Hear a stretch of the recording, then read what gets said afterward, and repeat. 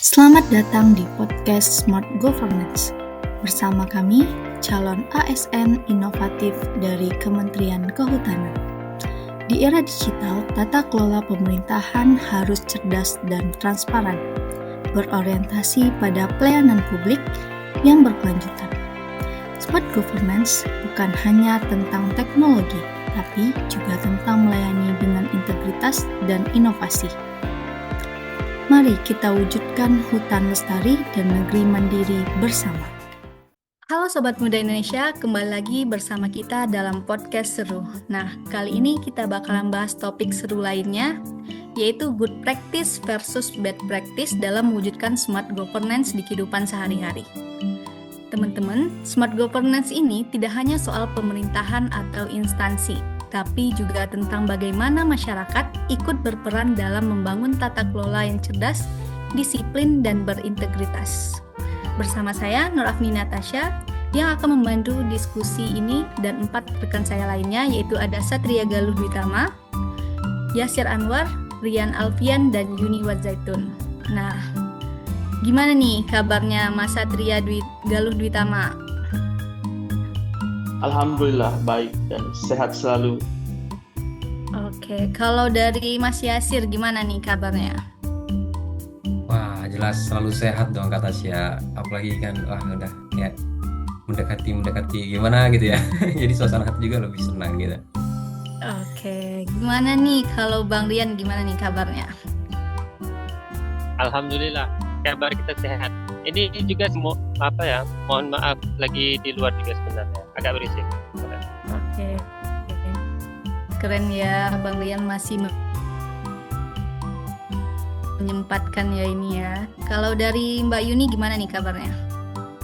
Ya, alhamdulillah baik Kak Tasya. Oke, alhamdulillah ya, pada sehat-sehat semua. Oke teman-teman, jadi sebelum kita masuk nih ke perilaku good practice dan bad practice, boleh nih kita jelasin dulu apa sih itu smart governance. Boleh dari Mas Yasir nih, apa sih smart governance ini Mas? Boleh dijelasin ke kita biar pengetahuannya bertambah nih. Baik, terima kasih atas pertanyaannya Kak Tasya. Kalau kita lihat, smart governance itu hadir untuk mewujudkan pemerintahan yang efektif dan responsif terhadap kebutuhan masyarakat. Dengan sistem digital, proses administrasi bisa dilakukan tanpa birokrasi yang rumit. Sebagai contohnya, kata Tasya, penerapan smart governance itu bisa kita lihat dari berbagai layanan digital seperti eKTP, aplikasi pajak online, perizinan elektronik, dan sistem surat digital kalau di kantor tuh Srikandi ya. Oke, terima kasih Mas Yasir, keren ya penjelasannya. Jadi kalau orang awam nih yang nonton podcast kita jadi langsung ngerti nih apa sih smart governance itu. Selanjutnya nih, kalau dari karakteristik yang terkandung dalam smart governance nih apa sih? Boleh nih dari Mas Satria nih kayaknya mau ngejelasin. Ya, baik, terima kasih Kak Tasya. Jadi untuk karakteristik utama smart governance, menurut saya itu diantaranya ada efisiensi dan cepat, di mana mempercepat proses birokrasi tradisional melalui rekayasa ulang proses bisnis dan pemanfaatan teknologi. Kemudian ada transparan dan akuntabel, di mana melibatkan pengelolaan sumber daya yang transparan, penerapan sistem data terbuka atau pendata, dan akuntabilitas dalam pengelolaan keuangan daerah secara transparan tentunya. Kemudian ada inklusi dan kolaboratif, meningkatkan keterlibatan dan sinergi antara pemerintah dan masyarakat dalam melakukan perencanaan, sosialisasi, dan pelaksanaan pembangunan. Kemudian ada responsif dan inovatif. Nah, ini kita harus mampu merespon kebutuhan masyarakat dengan cepat melalui sistem adopsi teknologi dan inovasi berkelanjutan. Dan menurut saya yang terakhir itu ada integritas, ya, di mana kita mengoptimalkan sistem pemerintahan berbasis elektronik yang terintegrasi dan interoperable untuk meningkatkan kualitas pelayanan. Mungkin itu dari saya, Mbak Tasya. Terima kasih. Oke, terima kasih nih buat Mas Satria penjelasannya. ke selanjutnya nih. Kalau gambaran dari smart governance ini apa sih? Boleh dijelasin sama Mbak Yuni? Jadi untuk gambaran dasar dari smart governance itu diantaranya berbasis pada konsep smart city, yaitu tata kelola pemerintahan yang mengintegrasikan teknologi informasi dan komunikasi dalam setiap aspek layanan publik. Nah, dalam penerapannya itu, smart governance mencakup sistem administrasi pemerintahan yang transparan, partisipatif, dan efisien melalui pemanfaatan data digital, kolaborasi lintas sektor, serta keterlibatan aktif masyarakat. Nah, melalui konsep ini diharapkan pemerintah itu dapat mewujudkan pelayanan publik yang cepat, akuntabel, dan responsif terhadap kebutuhan masyarakat. Nah, sejalan dengan semangat reformasi birokrasi dan digitalisasi menuju pemerintahan yang adaptif dan berkelanjutan.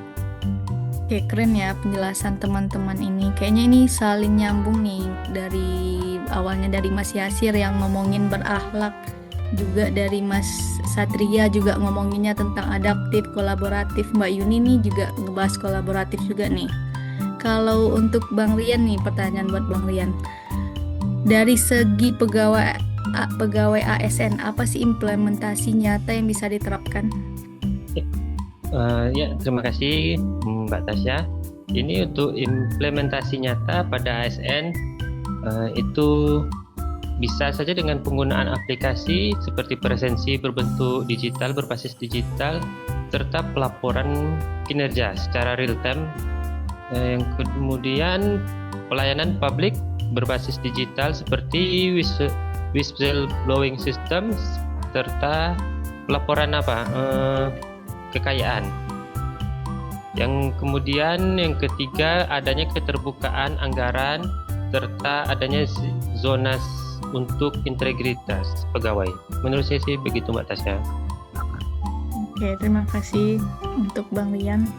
Menurut Mas Satria nih, gimana contoh good practice di bidang ini?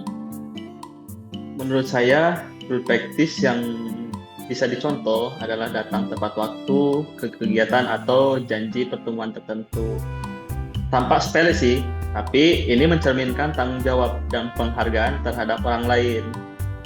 Kalau semua orang disiplin, kegiatan bisa berjalan efisien dan minim keterlambatan. Seperti itu, Mbak Tasya. Oke, betul sekali. Nah, kalau kunci keberhasilan dalam setiap progresnya itu apa sih, Mas?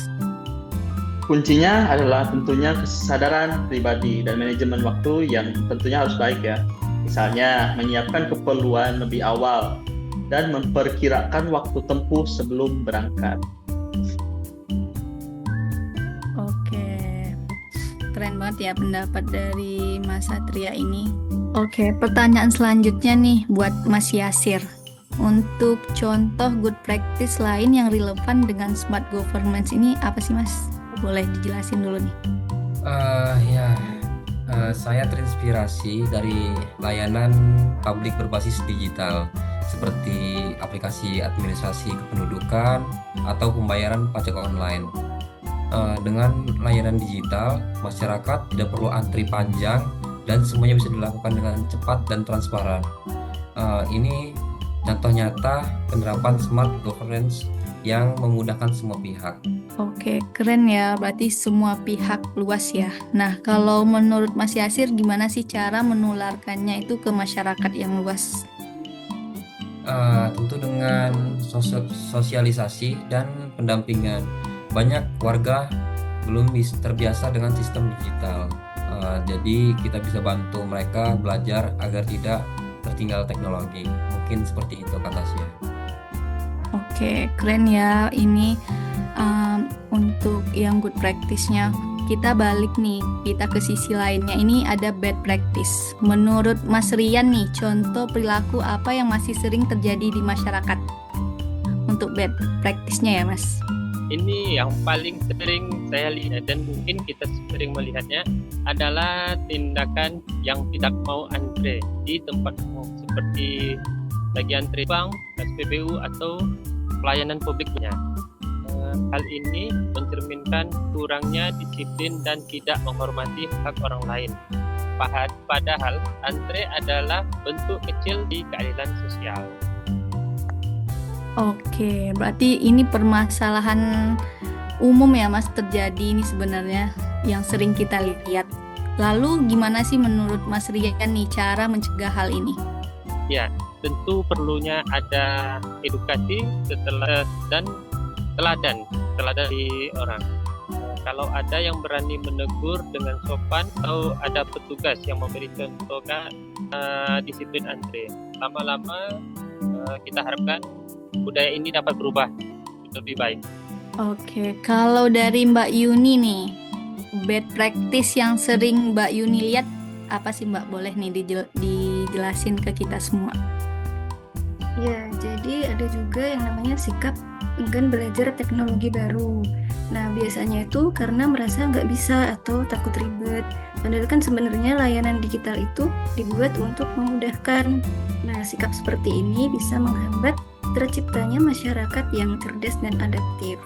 Oke, kayaknya di sekitar kita ini sering ya kita temuin kalau bahasa kita itu seringnya bilangnya gaptek kali ya.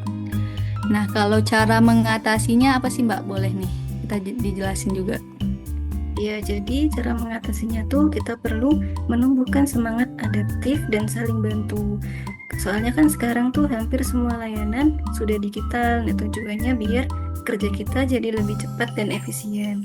Misalnya kita saling bantu antar rekan kerja yang kesulitan menggunakan teknologi. Kemudian dari instansi juga bisa rutin mengadakan pelatihan dasar supaya semua bisa beradaptasi sama-sama.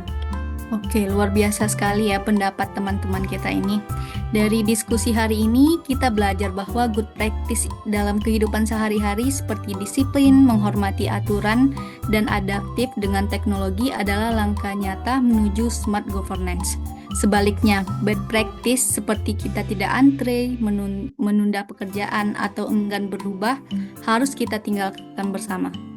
Dari semua contoh tadi, apa yang kita bisa simpulkan bersama? Smart governance dimulai dari hal kecil, disiplin dan tanggung jawab pribadi. Kita harus mau berubah dan berinovasi, apalagi dengan kemajuan teknologi. Kemudian budaya antre dan tertib itu bentuk sederhana di keadilan sosial. Dan yang paling penting, smart governance bukan tugas pemerintah saja, tapi tugas kita semua sebagai warga negara. Oke, mari kita mulai dari diri sendiri karena perubahan besar dimulai dari kebiasaan kecil. Terima kasih untuk Sobat Muda Indonesia telah menyimak podcast kami kali ini dan jangan lupa kita semua harus bangga melayani bangsa. Oke, goodbye, dadah. Terima kasih telah menyimak podcast Smart Governance ASN. Bersama kita wujudkan birokrasi yang cerdas dan melayani. Sampai jumpa di episode berikutnya.